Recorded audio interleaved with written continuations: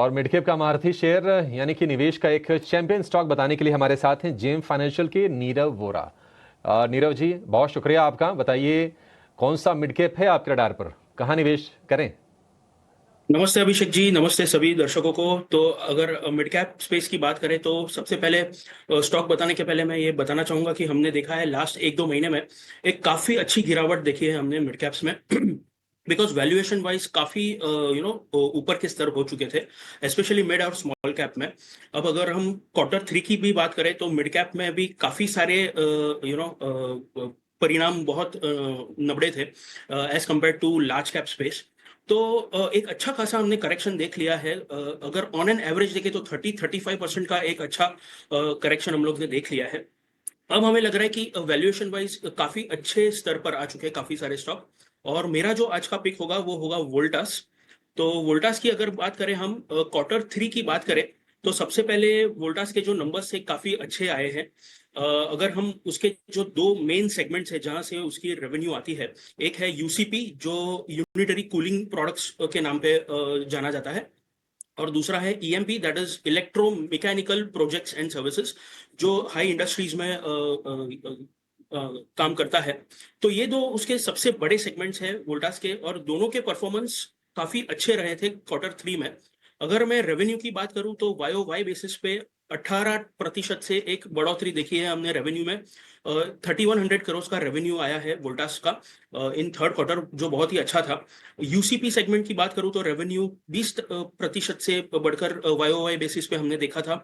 EMP segment जो मैंने बताया वहां पे भी एक 21% का वाई ग्रोथ देखा है। तो ऑल इन ऑल हमें लग रहा है कि जो ईएमपी सेगमेंट है वहां पे ऑर्डर एग्जीक्यूशन बहुत स्ट्रांग है, ऑर्डर बुक बहुत स्ट्रांग है वोल्टास का। और आगे चलकर अब अगर हम देखते हैं तो समर सीजन शुरू हो जाएगी, गर्मी का मौसम शुरू हो जाएगा, और एक सीजनल स्टॉक है ये। हर समर में हम देखते हैं कि एक अच्छा दौड़ पकड़ता है ये स्टॉक।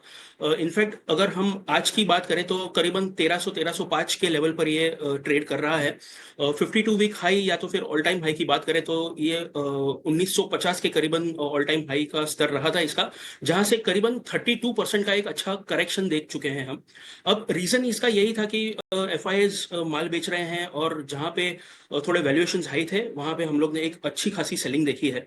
तो हैविंग सेड दैट, हम वही स्टॉक्स चुन रहे हैं और देख रहे हैं जहां पे हमें लग रहा है कि आगे चलकर एक या दो क्वार्टर बहुत बेहतरीन हो सकते हैं।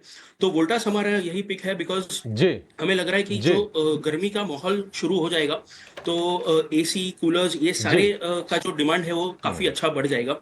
तो लास्ट क्वार्टर में भी जी अगर हम नीरव, पैट की पॉइंट बात। Taken, point taken. ये जी नीरव भाई, नीरव भाई, बिल्कुल समझ में आ गया। आपको हम इंटरप्ट करेंगे इसके लिए माफ़ी चाहेंगे, थोड़ी समय की कमी है।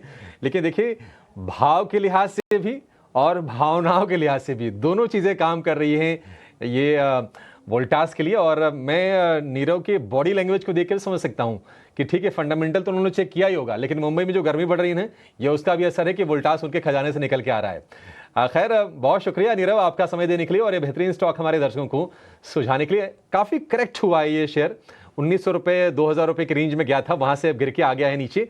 तो वैल्यूएशन के लिहाज से भी ठीक है, और माहौल तो खैर गर्मी का अब बनने ही वाला है। फरवरी है लेकिन काफ़ी ज़्यादा टेम्परेचर हो गया मुंबई में।